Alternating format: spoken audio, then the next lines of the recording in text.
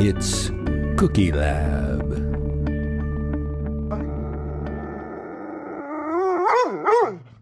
Hi, and welcome to Cookie Lab. I'm Jill. And I'm Chris. And Jill, welcome to Kryptonite Week 2. Okay, what have you got, Chris? Well, Oh, should we give a little recap in case this is someone's first time with Cookie Lab? yes. So last week, I made Kryptonite cookies, Kryptonite in the way that they were supposed to kind of look like Superman's crystals, that is element that is dangerous to him. But the real meaning of Kryptonite for most people is like the thing that is going to do you in. It's going to be your undoing. You're powerless against it. Powerless against maybe this cookie. Yes. And so we want to make cookies that we are powerless against. Which, let's face it, is like almost all cookies. But we go ahead. are unable to resist them. I don't know. Like, you're a savory cookie girl. Yes, that's true. We don't necessarily have the same kryptonite. It's going to be different for each of us, Okay. which is fascinating when we get to the science. Oh, yeah? Yes. But first, I made a swirl cookie. What's a swirl cookie? Well, swirl cookies have been around for a long time. Pinwheel cookies, Okay. you know, your slice and bake. Two different kinds of dough or two colors of dough, either marbled or layered on top of each other and rolled. Rolled, usually sliced, and you get a pinwheel cookie. You made a slice and bake cookie last week. I did. I don't want to go through all that. I'm just going to take the two doughs and I'm going to mush them I did that when we made into a ball. Earth. They were like little planet Earths. They were like snowballs, but it was for Earth Day. It's really fun when you have two different colors of dough and you can fool around with it. Yes, I remember the Earth Day cookies. Exactly like that. But you kept yours as a ball. I wanted it to be a ball, like a globe. Mine were designed to smush down. Okay. And you know who helped me with this? Sally's Baking Addiction.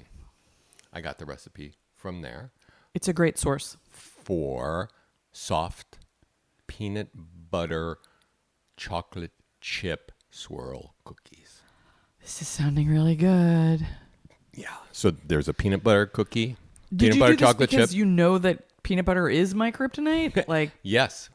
There's an ice cream shop that's in between, if I go a certain way, my house and my office, and my car has like a homing device to it for One the of chocolate peanut our butter. favorite Yeah. chocolate peanut. This is a peanut butter chocolate chip cookie mushed together with a chocolate chip cookie.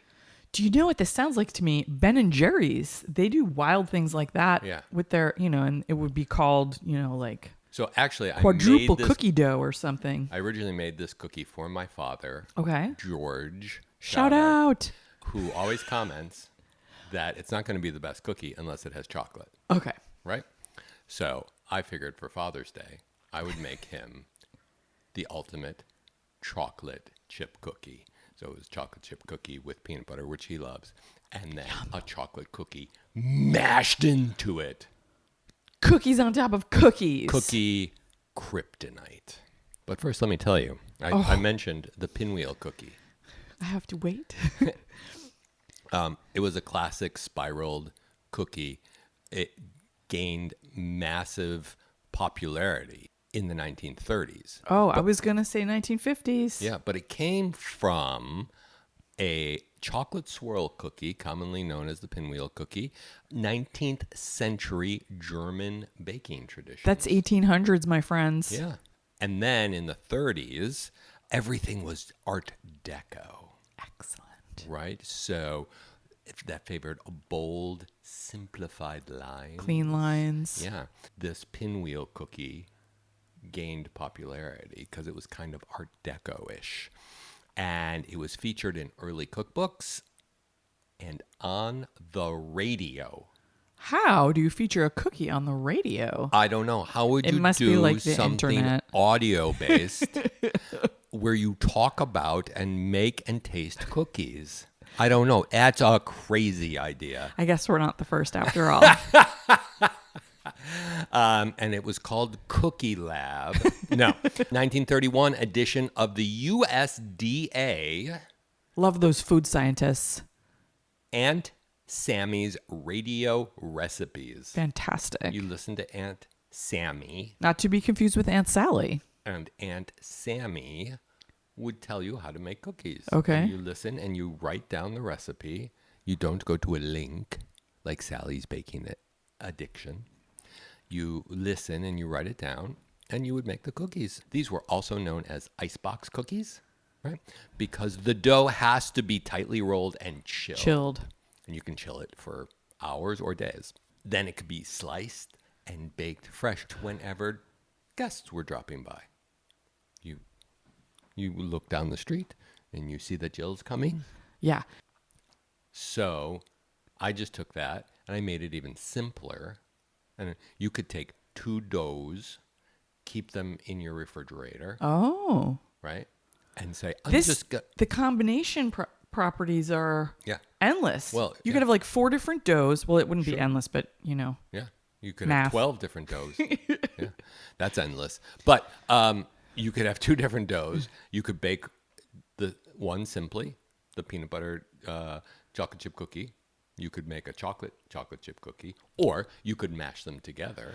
Now, do you know already that these 2 different doughs are going to perform like they're baked at the same temperature or for the same amount of time? Sally's Baking Addiction clearly knew that. Okay, she took the mystery out of that. Okay. Yeah.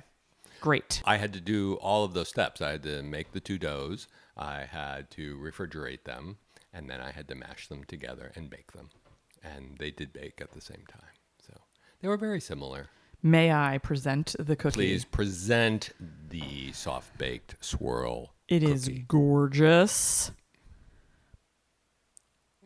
Delicious, I hope. Oh, it's soft. It's a soft-baked cookie. Yeah. Ready to taste? Yes, please. Here we go.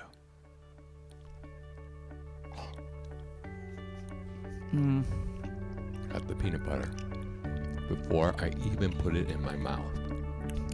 I think we're going to need a new scale for Kryptonite month Oh, yeah? where we say like how incapacitated we are by the cookie. Okay. Like I am Superman, but I can still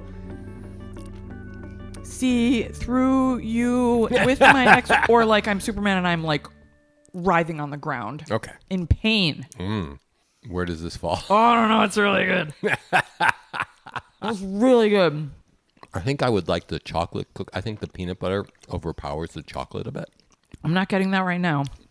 Maybe you had a bite with too much peanut butter? No, I've had peanut butter and chocolate in every bite. I was Okay. careful in my biting. Oh, okay. But I'd like the chocolate cookie. I'm thinking of that ice cream that we really like, which is peanut buttery. No, which is chocolatey. It's chocolate with a swirl of, and I like A mine out the swirl I'm of peanut seeking the butter. peanut butter. Yeah. So you think maybe you might go a little different ratio with the 2 doughs? Maybe it's the cocoa that I used. Maybe I used like the store brand cocoa. You think you need some more like intense cocoa flavor? Maybe I need a better cocoa. I like this cookie. I really, really, really like it. I want to keep eating it. The chocolate cookie, does it have chocolate chips in it? Yes. I'm trying to figure out like how to intensify the chocolate for you. Oh, But it sounds like you've already taken that step. I think I could use better cocoa. Okay. Would you like to know some science? Mm-hmm. Last week, we had the science of geodes, of which you actually have studied that, and you know that pretty well because of your college degree, right? Yes. I majored in rocks for jocks. This week, we are moving into psychology, Oh, that's your bailiwick. which I have also studied, but I have not studied this. And yet I know a lot because I've read Psychology You've Today. lived it. I have lived this. Yeah. And the science of irresistibility. Okay.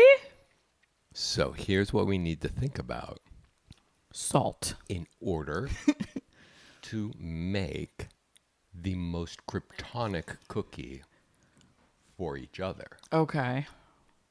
Let's see what we can do. We both have tried just a little bit. Jill tried unknowingly. I tried specifically. Here's what we know.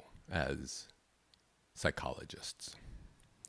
True irresistibility is driven by a mix of neurology, evolutionary biology, and psychology. Wow. It's built on 3 pillars. Dopamine-driven interest. Which is why I look at my phone every 30 seconds. Yeah, exactly. Which sparks initial intrigue. Right? That dopamine hit, the pleasure-seeking chemical in your body or pleasure-providing chemical in your body. It's already there in your brain. The MHC gene compatibility, which we will learn about. It dictates unconscious body scent. What? Pheromones. Okay. And like, so it's something that your body is smelling and you're not even aware. You're not like, laundry softener. You're just like, you feel happy and you don't know why. Or you meet a person, you're very attracted to them. And you don't know why. And you have no idea why. Okay. And vulnerability-based emotional bonding. So I'm starving, so this is going to taste so good. No. No? No. Yes, I'm starving, but it creates lasting magnetism. Like, I'm starving. I've had this thing. It's all I ever want again in the world. So, like, when you're hiking and you have a sandwich that is just like mustard, cheese, tomato, and bean sprouts, and then, like, that's what you want to have every time you ever go for a hike ever again. Because you're so hungry from the hike, and then you eat that thing, and it's like, this is the best thing. Yeah. Yes, somewhat like that. It's called the neurological cocktail. Okay. Makes sense. So attraction to something triggers deep reward centers in the brain. When you find something captivating, your body releases a flood of the chemical dopamine. Okay. And that's associated with pleasure and reward. Over time, this chemical state transitions, right? If you have this dopamine a lot, it transitions into the release of oxytocin. And that is the bonding hormone. Okay. Right? You begin to feel a connection with something, or you're unable to resist this food, drug, person. I was going to say, when you said oxytocin, it reminded me of like... OxyContin. Yeah. Yeah. Well, it's different, but... But that effect. Yeah. So you get deep pleasure, right? It's repeated. You bond to it. And you're unable to resist. I feel like if Superman had talked to you about this, he could have overcome his kryptonite I don't know weakness. if you can overcome it. Okay. I feel like if we understand it... That's the first part of the cocktail. The first step is to understand it. Okay. Yeah. Yeah, true. The second part is the biology of scent. This is an interesting side fact. Humans rely on chemical signals to assess genetic compatibility. Right? So that's called the major histocompatibility complex, or MHC, that I mentioned earlier. Okay. It's a group of genes responsible for immune system health, and it alters the way we smell. And so research in behavioral biology suggests that we are often unconsciously drawn to individuals whose MHC profiles differ from us. For like genetic variability? Yes. It's an evolutionary mechanism that provides... Who figured this out? That's awesome. Healthier offspring. Yeah. Yeah. More variety in the gene pool. Go scientists. Science. Yeah. But we also know that scent triggers memory, and it stimulates pleasure, and relates back to that dopamine hit. Yes. So the second part of our cocktail is the scent triggering peanut butter. That was the first thing that hit happiness. me. Yeah. Last but not least is vulnerability-based emotional bonding. Well, that's the one that I thought was like the cheese sandwich, but go ahead. Yeah, it's the process of building deep, meaningful intimacy by openly sharing your authentic feelings, fears, insecurities, without fear of being judged. That has nothing to do with the cheese sandwich. Nothing to do with the cheese sandwich, but everything to do with this cookie. Because food can be one of the most powerful vehicles for vulnerability-based emotional bonding. Because eating is a primal sensory experience that naturally lowers your social defenses. Right? So we're eating that cookie, we're sharing our feelings about it. This takes me back to childhood. Yeah. Right? When you're preparing, sharing, talking about food, it creates a structured, low stress environment that makes authentic self-disclosure feel less threatening. So you make yourself vulnerable. So when you have a meeting and you have to talk about something yucky, maybe it's good to have it over lunch? Yes, we call this lowering defenses via gastrodiplomacy. Gastrodiplomacy. Love it. Eating together and cooking together shifts our biological state from fight or flight to rest and digest. Rest and digest. That's where I'm at right now. You want to make the most irresistible cookie? Yeah. The Kryptonite cookie? Here's how you make it.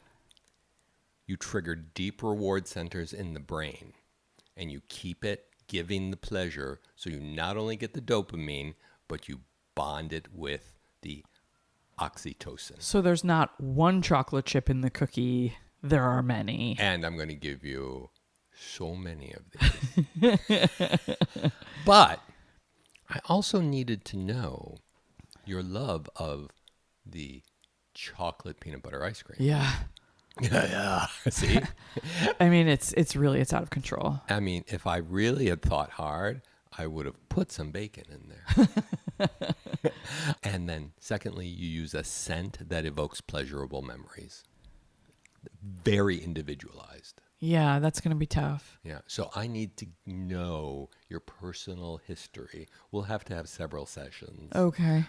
With you lying on the couch. I feel like we need to talking hang a about shingle. Your childhood. This could be like we could create custom Kryptonite cookies. Yeah, for you. But there needs to be a lot of psychological analysis. You have to come. We can do it on Zoom. Okay. But, it's probably We accept insurance. 10 sessions at maybe $3,000 a session. Yeah. Yeah. And then you have to bake the cookies and eat them together. Oh. So you create your own lasting memories. Okay. Together, you associate scents, and you're eating and you're lowering your social defenses. Okay. Yeah. And then that cookie becomes your kryptonite. Very interesting. Let's see what happens. Next time. You could use this for good, not Please, evil. yes. Kryptonite in a good way. Yeah. Not to kill people. Yeah, or take them over. You don't even have to kill them. Yeah, overpower people. Yeah. No, you want them to have the dopamine, the pleasure. It's gastrodiplomacy, not Right. gastro... Murder. Next week on Cookie Lab. See you then. Bye. Bye. It's Cookie Lab.